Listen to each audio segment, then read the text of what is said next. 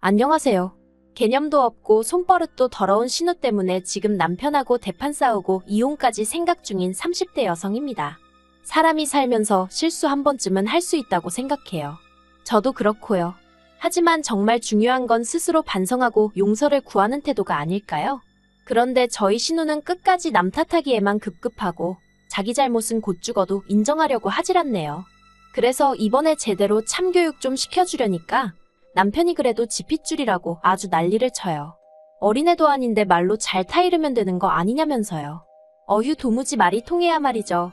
아무튼 너무 답답해서 여기다 한번 속풀이 좀 하고 가려고 왔네요. 남편하고는 대학 동기의 소개로 만났어요. 저는 공대를 나왔는데 이렇게 얘기하면 사람들이 제가 연애를 꽤나 해봤을 거라고 생각하더라고요. 아무래도 주변 친구들이 다 남자들이다 보니 그렇게들 오해하는 것 같아요. 그런데 사실은 오히려 그렇다 보니 연애할 기회가 많이 없었죠. 별의별 꼴을 보다 보니 이성으로 안 느껴졌다고 할까요? 아무튼 그래서 대학교 다닐 땐 연애 딱 한 번 해보고 사회생활하면서는 연애를 해본 적이 없어요. 워낙 일 욕심이 많기도 했고 제가 종사하는 분야가 또 남자들이 많다 보니 그 사이에서 살아남으려고 치열하게 살았거든요. 그러다 28에서야 동기 중 한 명이 도무지 못 봐주겠다며 소개팅을 주선해 주었는데 그게 바로 지금의 남편이에요. 책 읽기를 좋아하고 집에서 혼자 시간 보내기를 좋아하는 남편은 저와는 달리 성격이 세심하고 조금은 예민한 사람입니다. 정도 많고요. 그래서 솔직히 첫 만남엔 저랑은 잘 맞지 않겠다 싶었거든요.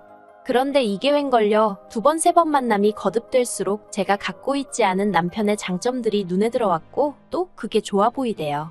나중에 듣자 하니 남편도 저와 마찬가지로 제 털털하고 무던한 성격이 좋았다나요. 아무튼 그래서 저희는 얼마 지나지 않아 연인 사이가 되었고 2년여의 연애 끝에 결혼까지 하게 되었죠. 결혼 당시 친정에서 1억, 시댁에서 1억을 지원받았는데 결론부터 이야기하자면 그 돈은 쓰지를 않았어요. 2억 가지고 구할 수 있는 집이 마땅찮아서 대출을 받아야 되는 상황이었는데 시댁에서 대출을 왜 받냐면서 저기 어디 언덕배기에 있는 집들은 1억 가지고도 너끈하다며 눈을 낮추라는 둥, 요새 젊은 애들은 고생을 안 하려고 한다는 둥 엄청나게 반대를 하셨거든요. 게다가 주신 1억을 가지고 이게 나중에 증여세가 어쩌고 하시면서 그걸로도 엄청나게 잔소리를 하셨고요. 그러자 보다 못한 친정어머니가 원래 가지고 계시던 아파트를 저에게 주시겠다 하셨습니다. 어차피 재개발 기다리면서 전세를 놓고 있던 아파트인데 재개발 들어가면 아파트 값은 더 오를 거고 그리고 이후에 증여해주면 그것도 그것대로 골치가 아프다면서 그냥 지금 받아가라 하신 거죠. 그리고 제 입장에서야 막말로 요새 30대들이 돈 벌어서 서울에 있는 아파트 사기가 어디 쉬운 일인가요? 그저 감사한 마음으로 받겠다 했습니다. 그리고 당연히 친정어머니가 처음에 주셨던 1억은 돌려드렸어요. 남편이 시댁에서 받아온 1억 중 일부로는 아파트 리모델링을 진행했고요. 그리고 그 밖에 혼수의 가정가구에 들어가는 돈도 남편이 시댁에서 가져온 돈으로 해결했습니다. 그러고 나니까 5천만 원 좀 안 되게 남더라고요. 남편더러 이 돈은 어떻게 했으면 좋겠냐니까 저더러 가지고 있으라대요. 그래서 제 통장에 넣어두게 된 거죠. 그리고 한동안은 뭐 별일 없이 신혼생활을 이어갔어요. 어머님의 터무니없는 잔소리만 제외한다면 말이죠. 출판사에서 일하는 남편은 그래도 마감때를 제외하곤 출퇴근 시간이 고정적이었던 반면 IT 회사에서 일하던 저는 야근을 정말 밥 먹듯이 해야 했거든요. 그리고 상황이 그렇다 보니 남편이 저녁을 혼자 먹는 일이 종종 생겼는데 이걸로 어머님은 불쾌한 기색을 감추지 못하셨어요. 저더러 어떻게 결혼까지 한 여자가 밤 12시가 넘어서 집에 들어오냐부터 시작해서 당신 아들이 지 손으로 밥 차려 먹고 치우고 하는 걸 보면 자취 때랑 달라진 게 없는데 뭐 한다고 결혼해서 돈 벌어다 저 좋은 일 시키는 줄 모르겠단 말씀도 서스럼 없이 하셨거든요. 그러면 저는 혼자 살 때도 그렇게 살았는데 왜 나랑 살 때는 그렇게 하면 안 된다는 건지 이해가 되질 않았지만 그렇게 따지고 들어봤자 어머님하고 말싸움이나 하게 될 게 뻔했으니 입 밖으로 꺼내진 않았네요. 하지만 어머님의 잔소리보다 저를 더 힘들게 한 건 사실 따로 있었습니다. 그건 바로 남편의 하나뿐인 여동생, 신우였어요. 신우는 겉으로만 보면 그냥 멀쩡해요. 모나지 않은 외모에 사업한다고 까불다가 말아먹긴 했어도 이후로는 직장도 그럭저럭 나쁘지 않은 곳에 다니고 있었고요. 그런데 문제는 그렇게 거짓말을 친다는 거였어요. 선의의 거짓말이라던가 그런 게 아니고 습관적으로 거짓말을 해댔죠. 심지어 한 번은 전화 남편하고 미리 얘기가 된 것도 아니었는데 친구하고 여행을 가면서 시부모님께는 야근이 길어져 저희 집에서 자고 간다는 말도 안 되는 핑계를 댔더라니까요. 하지만 신우 거짓말에 시부모님이 하루 이틀 속으신 것도 아니고 새벽 5시에 저희 집으로 시부모님이 찾아오셨습니다. 신우가 정말 저희 집에서 장계 맞는지 확인하러 오신 거였죠. 그리고 영문을 모르던 저희는 졸지에 신우의 거짓말을 알고도 감춰줬단 오해를 사면서 욕은 욕대로 먹고 시부모님은 특히 저더러 같은 여자가 돼서는 걱정도 안 되냐? 네 여동생이어도 그렇게 내버려뒀겠냐? 저러다 어디 가서 애라도 생겨서 신세를 망치면 그땐 제가 어떻게 책임을 질 거냐는 말도 안 되는 억지를 쓰시더라니까요. 그리고 저는 그때도 신우가 어디를 누구랑 갔는지 몰랐으니 몰아드릴 말씀도 없고 환장할 지경이었죠. 그런데 더 어이가 없었던 건 여행에서 돌아온 신우가 시부모님한테 눈물 콧물 쏙 빠지게 혼이나 놓고도 그걸 제 탓을 했다는 거예요. 정확히 뭐라더라. 저더러 손발이 안 맞는다나 어쩐다나요. 그리고는 한다는 말이 적당히 둘러대줄 수 있는 걸 일부러 자기 골탕 먹이려고 그런 거 아니냐는데 정말 황당하고 열받고 그래서 신우더러 다시는 뭐가 됐건 간에 저는 끌어들이지 말라고 했어요. 그러다 올해 초였습니다. 그런 신우가 시집을 간다고 하더라고요. 그리고 결혼 상대를 소개받았는데 전 정말 크게 충격을 받았죠. 왜냐하면 신우가 데리고 나온 남자가 제 대학 후배였거든요. 저랑 아주 가까운 사이는 아니었어도 워낙 착하고 능력 있는 후배라서 저를 포함한 선배들이 다들 기특하게 생각하는 녀석이었어요. 그런데 그런 후배가 어쩌다 제 신우 같은 사람하고 결혼을 하게 된 건지 두 사람의 접점이 도대체 어디였지 생각을 하다 보니 설마 저희 결혼식인가 싶대요. 사실 저희 결혼식 때 신우가 정말 시쳇말로 빡세게 꾸미고 오긴 했어요. 그리고 그때 저는 어디다 말은 안 했지만 특히 제 하객 대부분이 젊은 남자들이고 신우도 그걸 어느 정도 예상을 했을 테니 저렇게나 신경을 쓰고 왔나 보구나 싶었거든요.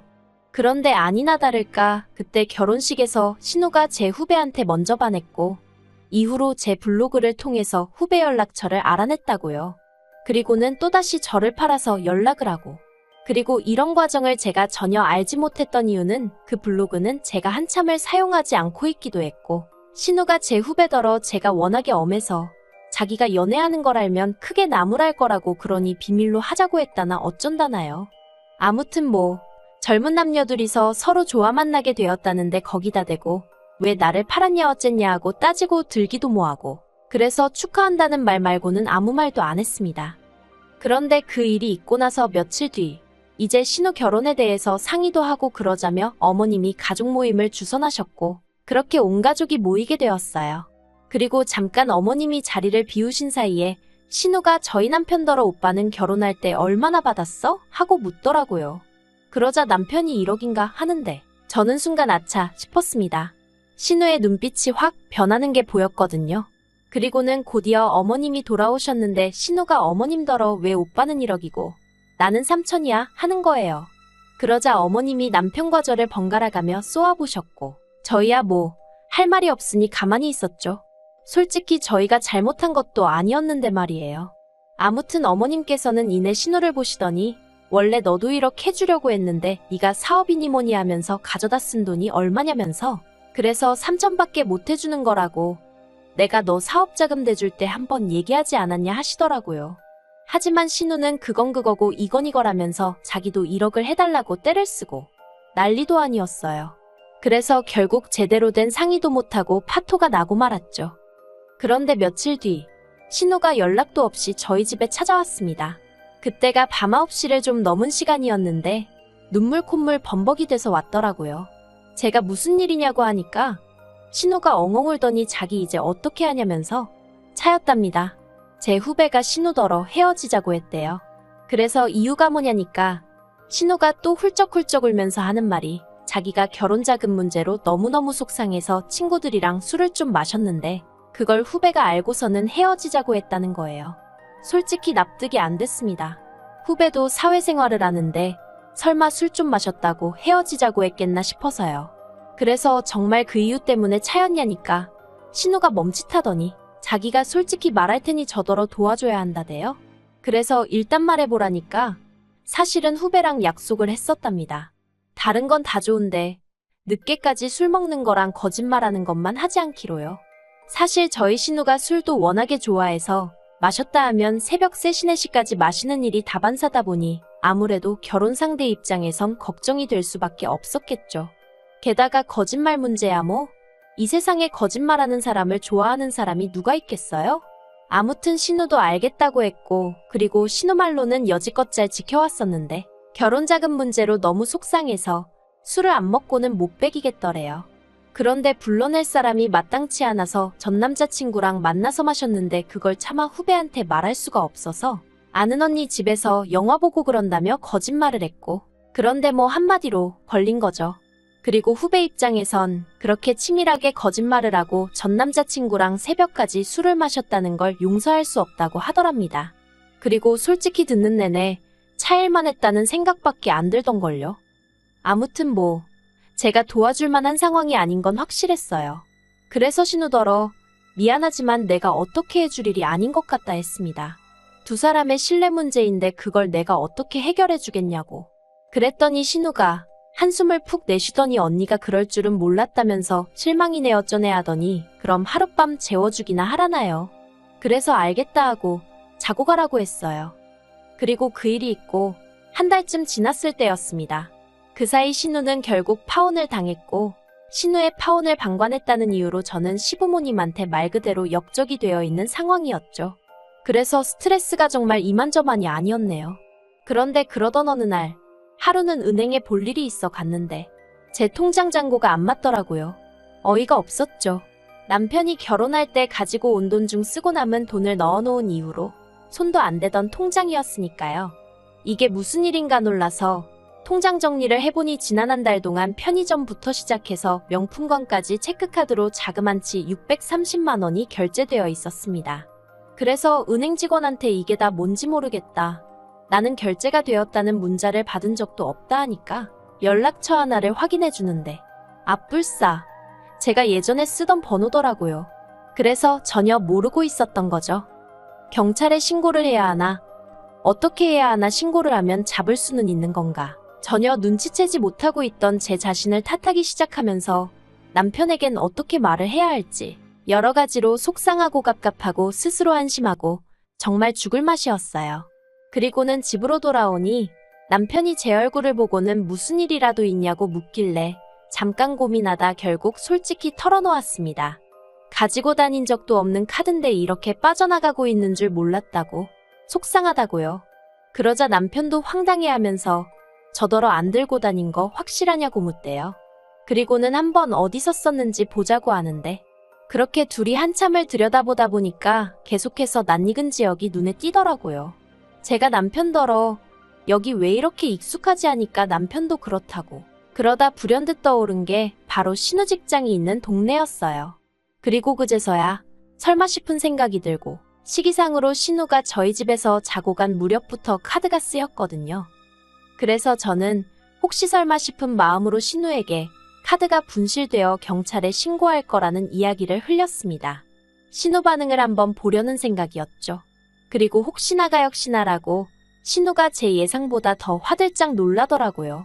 그러더니 한다는 말이 카드 분실 신고했으면 됐지 경찰에까지 신고할 필요가 뭐가 있냐는 거예요. 제가 실수로 잃어버렸을 수도 있는데 경찰들 귀찮게 하지 말라면서요. 그리고 그런 신우의 반응에 저는 묘하게 확신이 생겨서 아니라고 이건 분명히 누가 훔쳐간 거라고 어떻게든 찾아내서 그 얼굴을 한번 봐야겠다 했습니다. 그러자 신우가 안절부절 못하더니 결국 한다는 말이 그거 내가 썼어요 그러는 거예요. 어이가 없었죠. 그래서 제가 신우더러 뒷얘기는 시부모님 계신 자리에서 하자 했습니다. 그러니까 신우가 안 된다고 아버님이 아시면 자기 죽는다고 진짜 안 된다고 또 울고불고 난리대요. 하지만 거짓말하는 것도 부족해 도둑질까지 하다니 이참에 이놈의 버르장머리를 확실히 뜯어 고쳐줘야겠단 생각뿐이었거든요. 그래서 사정해도 소용없다. 주말에 시댁에서 보자 했죠. 그리고 주말 아침 시댁에 갈 차비를 하는데 남편이 꼭 이렇게까지 해야겠냐면서 신우도 뭔가 사정이 있으니 그러지 않았겠냐고 저더러 너무 사람을 궁지로 모는 거 아니냐입니다. 편들게 따로 있지. 어이가 없어서 남편더러 그러니까 신우가 오늘날 저 모양 저 꼴 아니겠냐고 쏘아붙였어요. 그리고는 따라오든 말든 마음대로 하라고. 나는 시댁에 갈 거라고 했죠. 그랬더니 남편도 말 그대로 죽상을 하고 따라 나서긴 하대요. 그렇게 시댁에 도착했고 이미 신우에게 상황을 들으신 건지 어머님은 저더러 기어이 왔냐며 독한 애 어쩌네 야단이셨습니다. 반면 아버님은 모처럼 아들내외가 왔다고 좋아하시대요. 그리고 전 그런 아버님께 이야기를 꺼내기가 쉽진 않았지만 신우가 한 짓거리를 낱낱이 고했습니다. 그런데 그래도 저는 아버님은 어머님에 비해서는 비교적 이성적이시고 객관적이시라고 생각했거든요. 하지만 그건 제 착각에 불과했습니다. 아버님께서는 결혼 지참 금액이만 잘 둘러댔어도 신우가 그렇게 술을 마셨을 리가 없으니 어떻게 보면 신우가 파혼을 하게 된 것도 제 탓이나 마찬가지라며 신우 입장에서 얼마나 억울하고 속상했으면 그런 짓을 했겠냐고. 저더러 이번 한 번은 그냥 넘어가라시대요. 그리고 그 돈 630은 신우가 입은 피해에 비하면 턱없이 적은 돈이니까 아까워하지도 말라면서요. 어이가 없었죠. 그리고 그제서야 이 집 구석 그 누구도 멀쩡한 인간이 없다는 생각이 들면서 대화는 말이 통하는 사람들하고 하는 거지 싶은 거예요. 그래서 아버님더러 잘 알겠다고 말씀드리고는 그럼 뭐 방법이 없지 않냐고 법대로 하겠다 했습니다. 절도죄로 경찰서에 신고하고 신우랑 법적으로 시시비비 한번 가려보겠다고요. 그리고 정말 신우가 파혼을 당한 게 저 때문이라 생각하시면 고소하시라 했습니다. 한번 세상 상식이 누구 편을 드는지 따져보자고 했죠. 그리고 저는 한 입으로 두 말하는 사람이 아니거든요. 시댁에서 나오기가 무섭게 경찰서로 향해 신우를 신고했습니다. 절도죄든 사기죄든 합의는 없을 거니 무조건 잡아달라고 했어요. 그리고 신우에게 마지막 남은 가족의 정을 빌어 신고했으니까 변호사를 구하든 뭐라든 알아서 잘 대비하라고 문자 하나 보내줬습니다. 제가 베풀 수 있는 마지막 잡이었죠. 그러자 신우가 또 전화를 해대고 문자로 살려달라는 둥 자기가 어떻게 돼도 좋냐는 둥 헛소리를 보내놓대요. 개뿔 신경 하나도 안 쓰이거든요. 그리고 이 일로 남편은 남편대로 저란 여자가 아주 독종인 걸 알게 되었다며 자기 여동생이 정말 법적으로 처벌이라도 받게 되면 이대로는 못 넘어가네 어쩌네 이혼을 한 해 만에.